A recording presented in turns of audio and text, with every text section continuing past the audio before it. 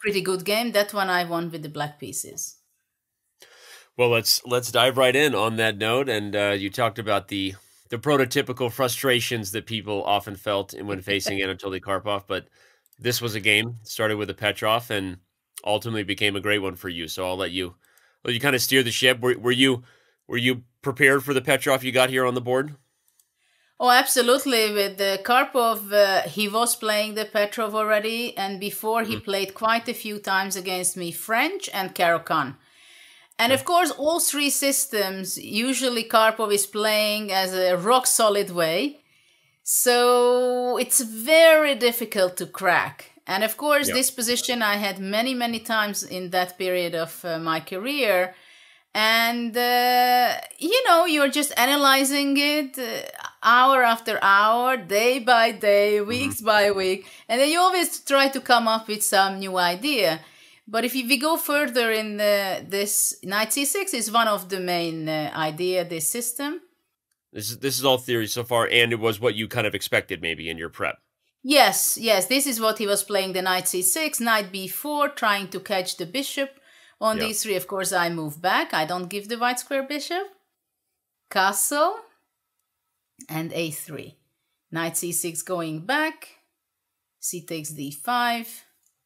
Queen d5, knight c3. Knight c3, b c3. So this is kind of a basic position of this line, of this 6 knight c6 line. Here Okay. there are several options for black. More common is bishop f5, for example.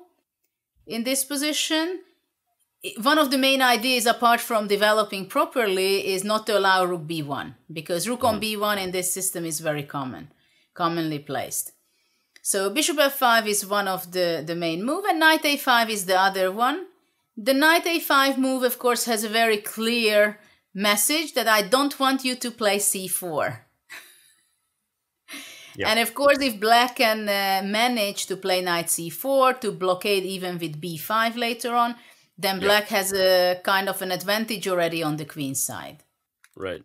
Something And like it's this. a very tricky system actually. But after knight c5, I think white plays either rook b1 or bishop d3, rook e1, of course. It's Yeah. always the same moves which you alternate: rook b1, rook e1, bishop d3, and of course knight e5. If you can centralize your knight, that can be also very good if you can keep it there as well. Okay. So Okay, those are so he the went. yeah, Go sorry, ahead. those are the prototypical plans, but Karpov goes different here. He went queen d6, which was either a novelty or something very rare. I think on top level it was not played. The idea is simple. It has two ideas: not to allow bishop f4 to develop from my side. And the other idea is simply not to have c4 with the tempo. Hmm. So it makes sense. At the same time, it moves away from the white squares, so it doesn't have the control anymore on the white squares, which Right. can be the danger for white. That's what I have to look after in such a position. So after queen d6, it was already new for me. I played rook b1.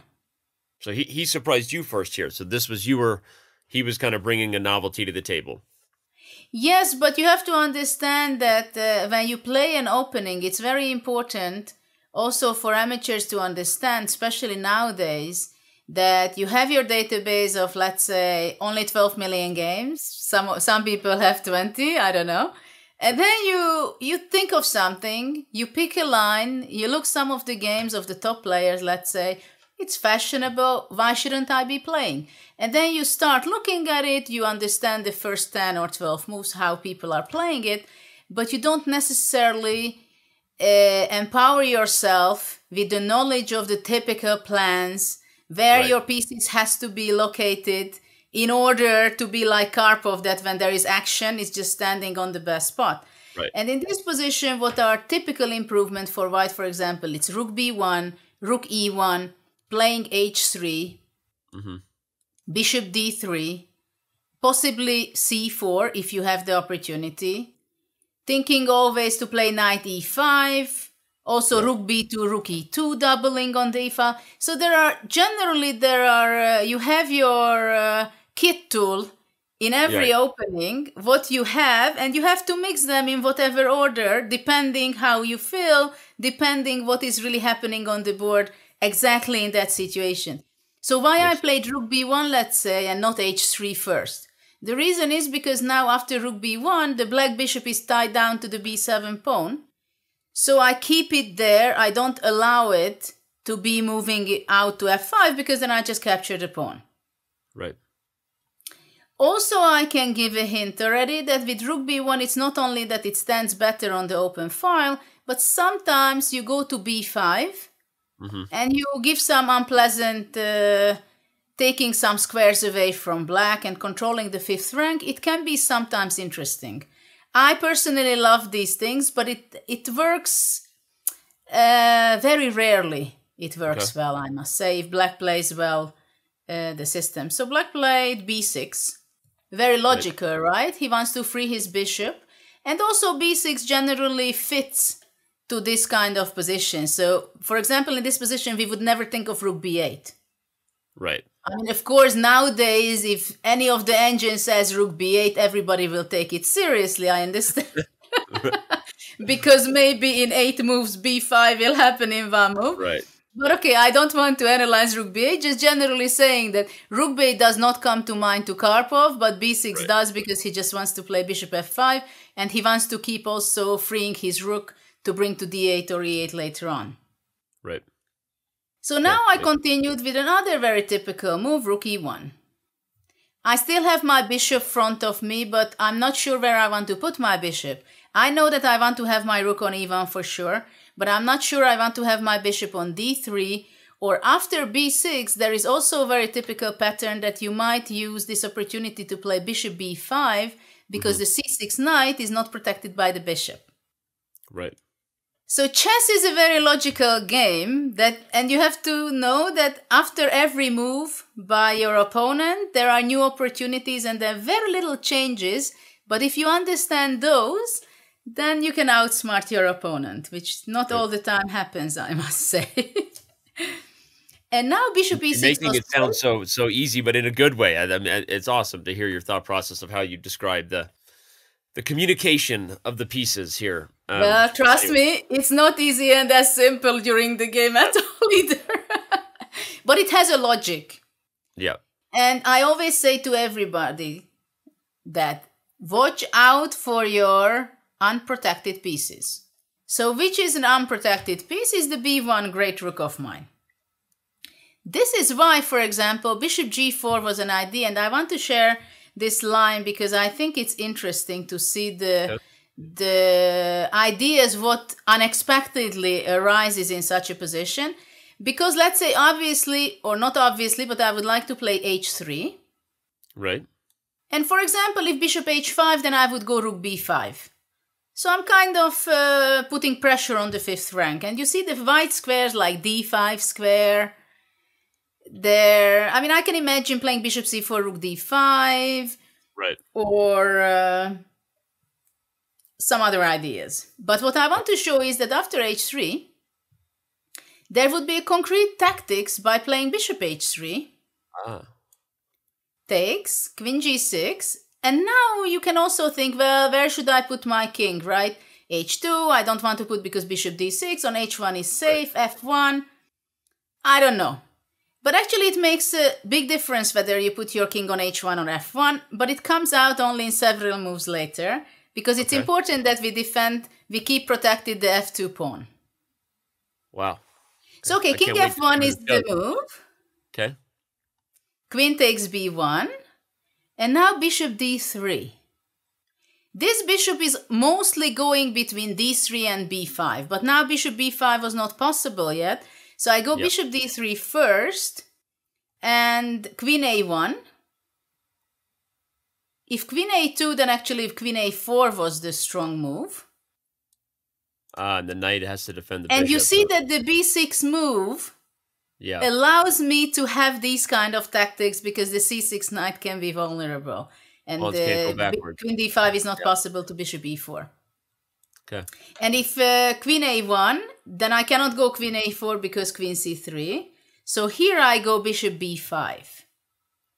And again, you see the c6 knight is vulnerable there. Yeah. And I gain back another piece. And there is some line where queen on a2, and then the f2 pawn would be under attack. And that's why I have to have my king on f1. Makes sense. In fact, we can even just show that if queen a2 already, in lines like this, there would have been queen f2 if the king had been on h1. At some point, yes. Maybe. Okay. Actually, not in this line, in some other line, but generally. So these are things which you have to keep in mind sometimes. And I like these connections in a game. So this was kind of a tricky idea, but it would not work for black. Got it. But with Karpov, you know, it's also interesting that many times he's just not thinking about the tactics. He looks the position in a very strategic way. For example, we played once my first game in '94 against him. And unfortunately, I made a very bad opening positionally. And he could take a pawn. He was not even realizing that, I think. He just controlled all the squares and he was not bothering with the pawn. Come on, no, I don't care. I just torture you and win the game on the white squares. I think I was given a proverb or I don't remember if it was from one of my coaches or they said like the scariest pawn that exists is the pawn Karpov doesn't take. That's the scariest pawn because it really emphasizes all the things. So I didn't hear this one, but it's good. Yeah. Okay, so what happened? Bishop e6. And now I improved my piece, bishop d3.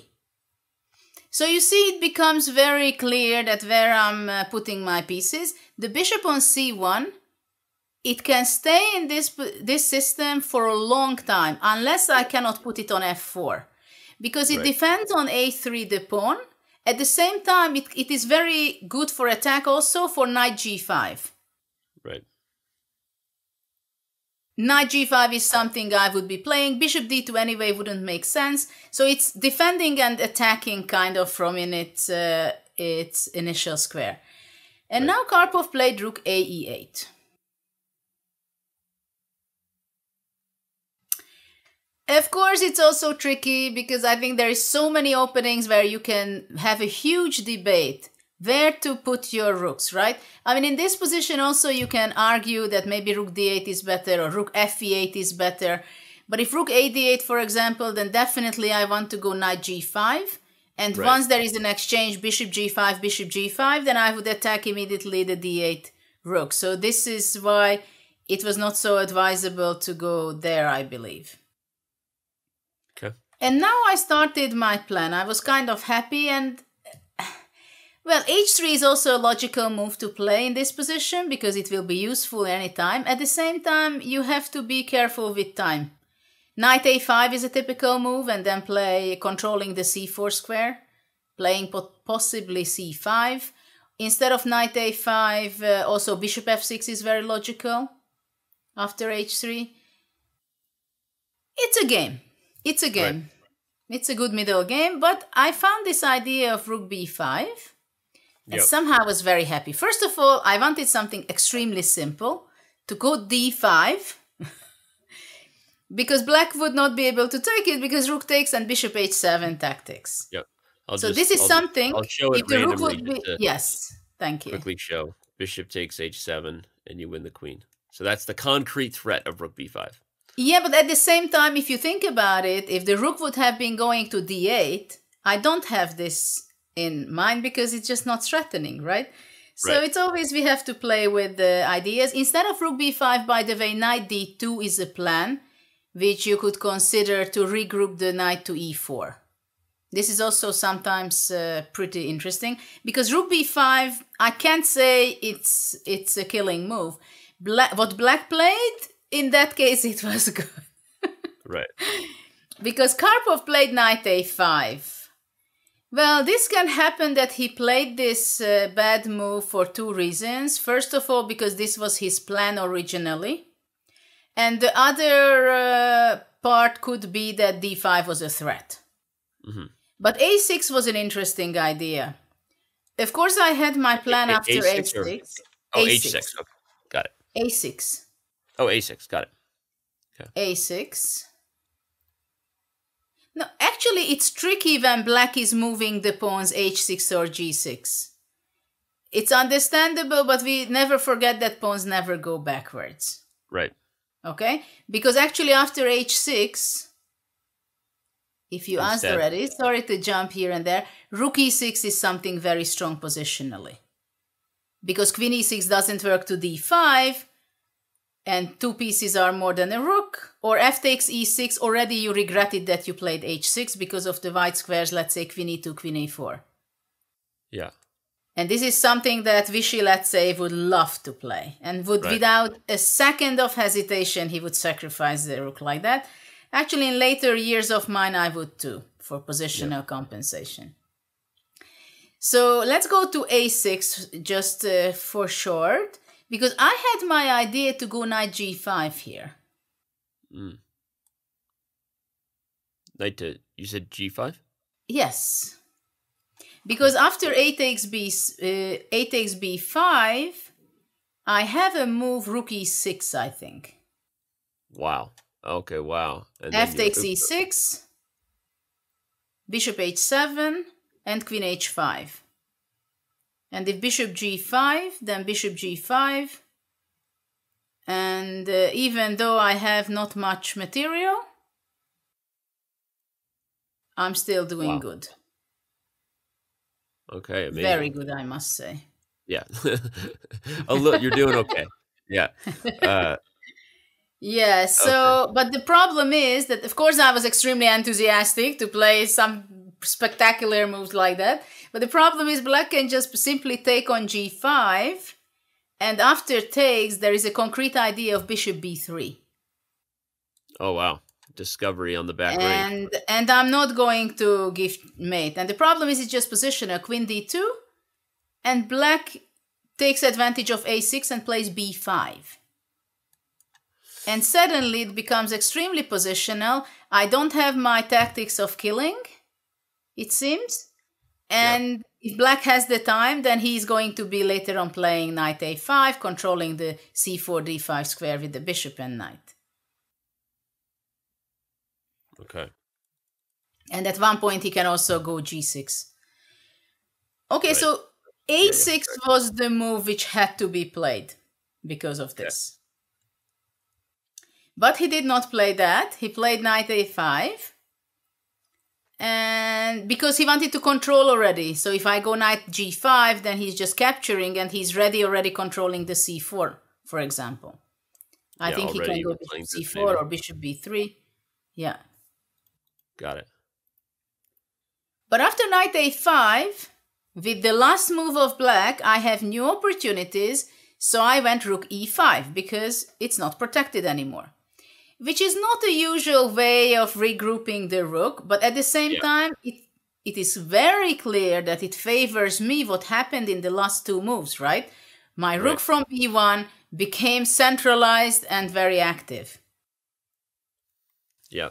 And now, interestingly enough, Karpov went back to c6 because he realized that this is something not funny at all what happened.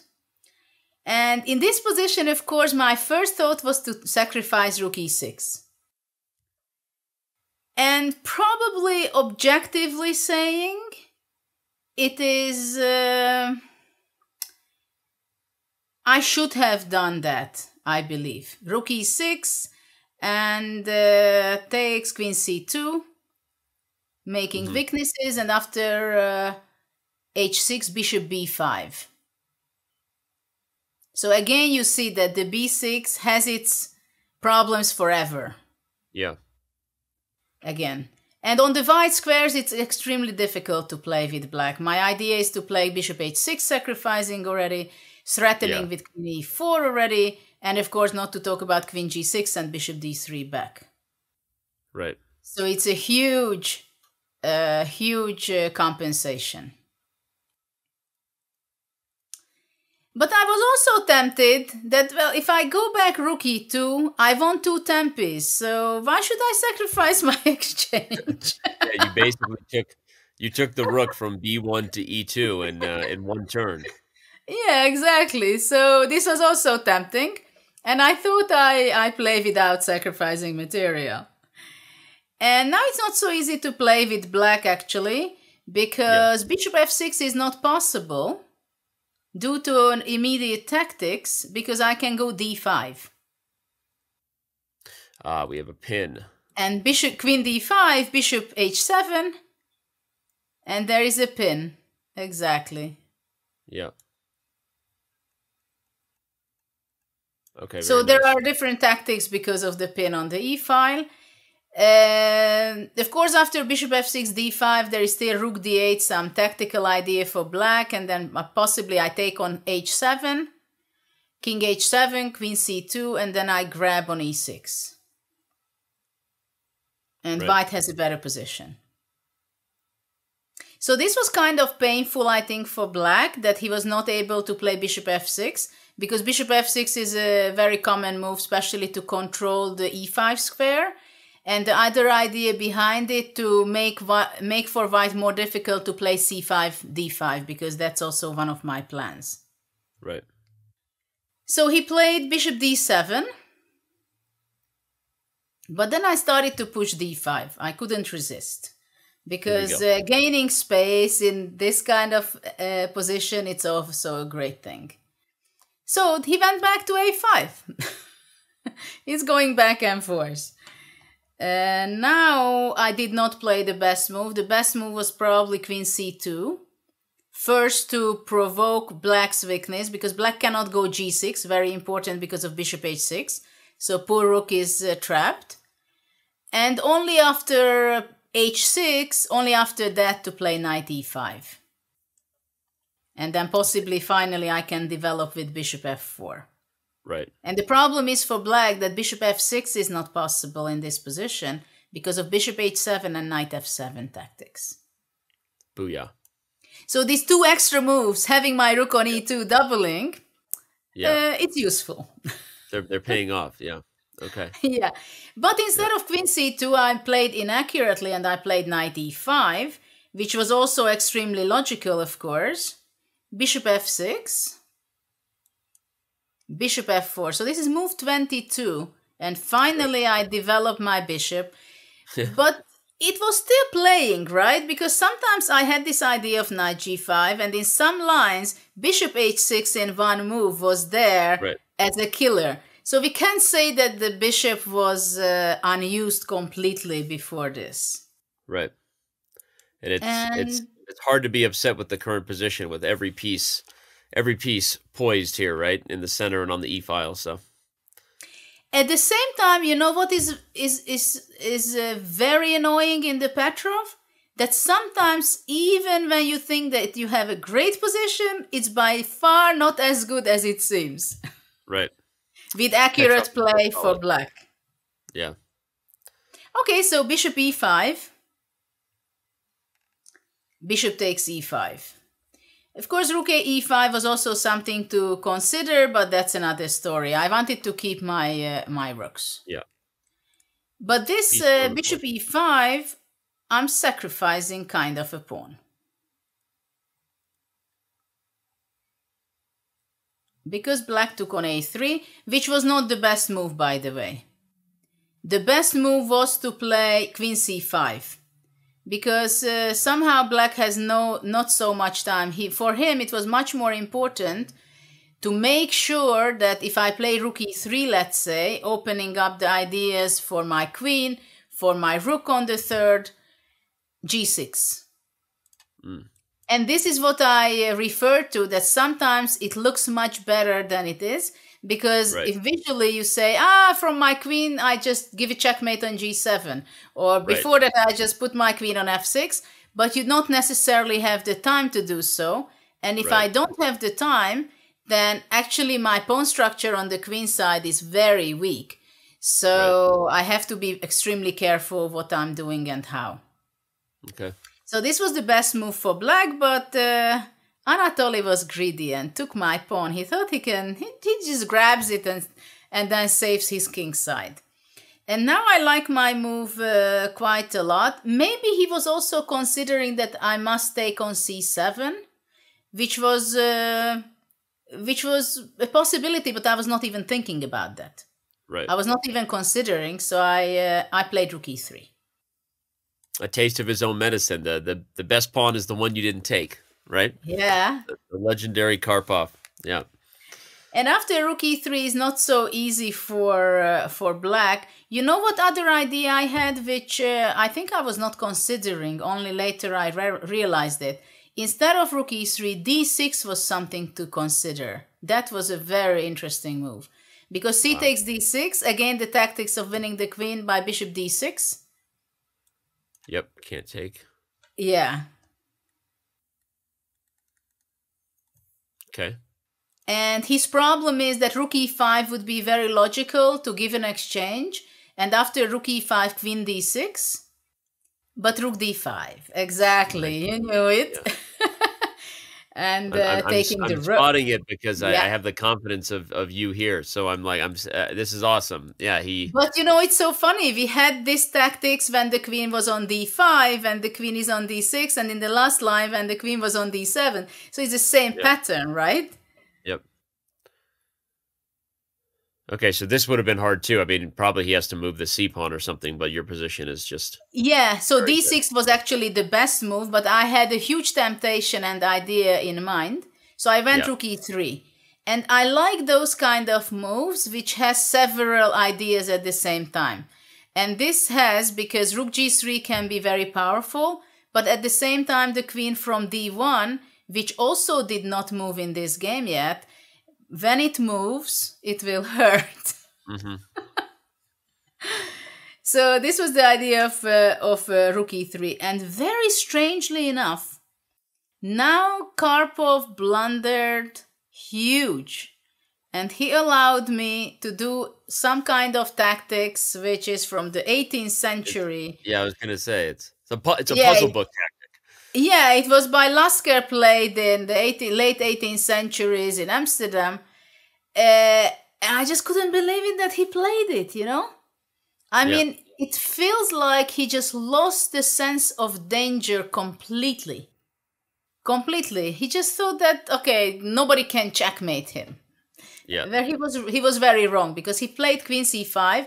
The best move was to play g6. Yeah.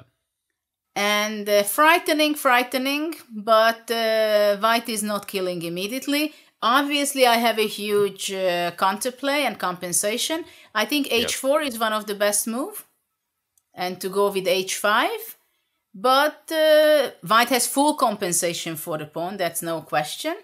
I keep wanting to make, like, I want to do things like this, but I know it doesn't work. Everything to break through, but I'm telling you, it looks better than it is. Yeah.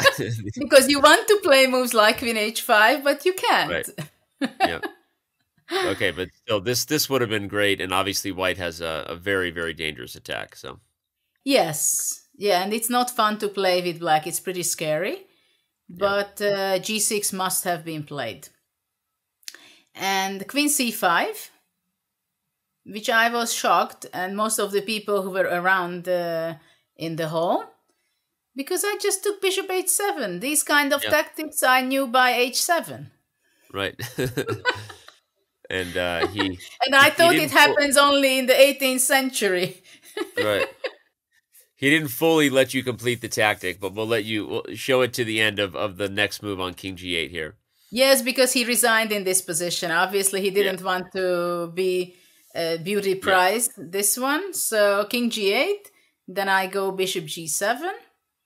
And if king g7, then rook g3. And queen g5, checkmate. Very nice. The double bishop sacrifice to destroy someone's king side is the thing you teach kids to show them how exciting chess can be, and that one day you might have a puzzle like this in your game, right? But who knew it would happen? There you go. And this tournament, well, with this game, later on I won the tournament. I won the tournament ahead of Ivan Sokolov, Karpov, and Aronyan at the time. Oh, wow. He was good, but not a top 10 player yet. Only a very good international grandmaster. The up and coming Aronian. Well, that was amazing. Who knew that you would beat a world champion with a sacrifice, like you said, that you learned when you were 7. But how was the game afterwards? And what we talked about the sporting element of facing Kasparov, how intimidating he was, and the entire dynamic of the aura, right, of beating Gary. What was it like taking down Karpov here? Well, you can imagine it was a very satisfying feeling to win Yeah. against him, and then secondary to win this way against him. It was great, and it was extremely tasty that I've won already in that year another game against Karpov, so it was definitely a clear improvement for me. And well, of course, Karpov, whenever he lost a game like that, he shook hands and left, ran out. Okay. I think in this they were similar with Gary. Yeah. In the reactions after a loss. But he was okay afterwards. Obviously, nobody is very happy to lose this kind of this way. So already when he left and then he goes for a walk in the evening, we were seeing each other. It's already everything was normal. Yeah. And as you shared, you obviously would go on to work with Karpov later in sessions that were awesome, as you shared at the start of the video. So good stuff. And I think on that note, we'll let the fans know there is much more good stuff coming up. After this, we jump ahead to the year 2009, where Judit once again takes on the white pieces against Boris Gelfand at the World Cup.